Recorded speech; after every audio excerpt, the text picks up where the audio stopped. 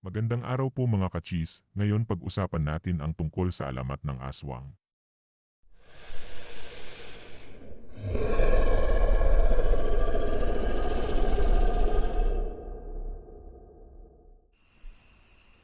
Noong unang panahon, 5 pa lamang ang tao sa mundo.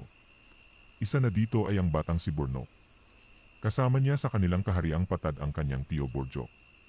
Nandoon din ang dalawa nilang alalay na sina Biak at si Bato. Gabi-gabing nananaginip si Burnok tungkol sa isang lalaking kamukhang kamukha niya na nakatira sa bundok.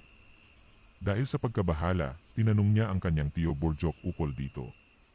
Kayong Burjok, bakit gabi-gabing na lang ako nananaginip na may isang lalaking kamukhang kamukha ko na nakatira doon sa bundok? May kakambal kang ipinanganak ng ating inang supremong bathala. Tayo ay pinatira dito sa patag at ang iyong kambal ay si Asueng ay mag-isang iniwan sa bundok. Sabi sa kanya ng kanyang tiyo Borjok. Napatigil ang kanyang tiyo sa pagkukwento. Naisip kasi nito na kung sakaling magkasama ang dalawang magkapatid, ay magsasama din ang malalakas na kapangyarihan ng mga ito na maaring makapagpawala sa taglay na kapangyarihan ni Tiyo Borjok. Bakit po tiyo? Tanong ni Burnok sa sinabi ng kanyang tiyo. Kasi yung kakambal mo na si Asueng ay napakabangis na tao, may pakpak ito at dalawang malalaking pangil. Agad na sinabi ito ng kanyang tiyo.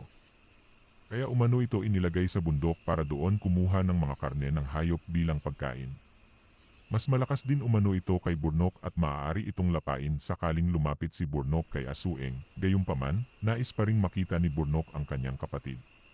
Hindi siya pinayagan ng kanyang tiyo Borjok, kaya sinabi nito na utusan na lang niya ang dalawang alalay na umakyat sa bundok para makuha si Asueng, gagawin ito pagsikat ng araw kinabukasan. Gabi bago ang araw ng pag-akyat sa bundok, pasikretong tinawag ni Tiyo Borjok si Bato. Bato, halika muna sandali.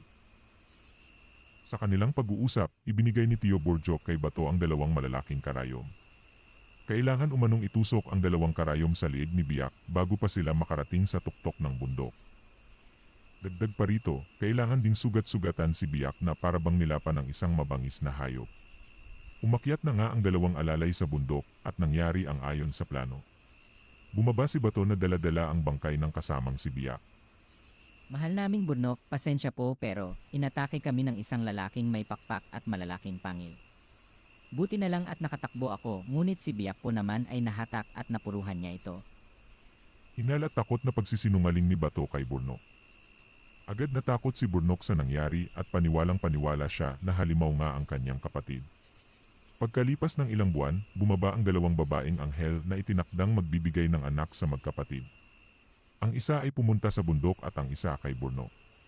Nang magkaanak na si Burnok, binalaan niya ang mga ito na huwag pupunta sa bundok dahil nandoon ang halimaw niyang kapatid na si Asueng. Pagkalipas ng ilang taon, nagpasalin-salin na sa lahi ni Burnok ang kwento tungkol kay Asueng. Unti-unti ding nabago ang tawag sa halimaw, mula sa Asueng ay naging aswang at ngayon nga ay aswang na. Nagkaroon din umano ito ng mga anak. Ang isa ay nahahati ang katawan na kung tawagin ay manananggal at ang lalaking malakit matikas na tinatawag na gabunan, ang lalaking anak ni Asueng. At dito nagtatapos ang kwento ng alamat ng aswang.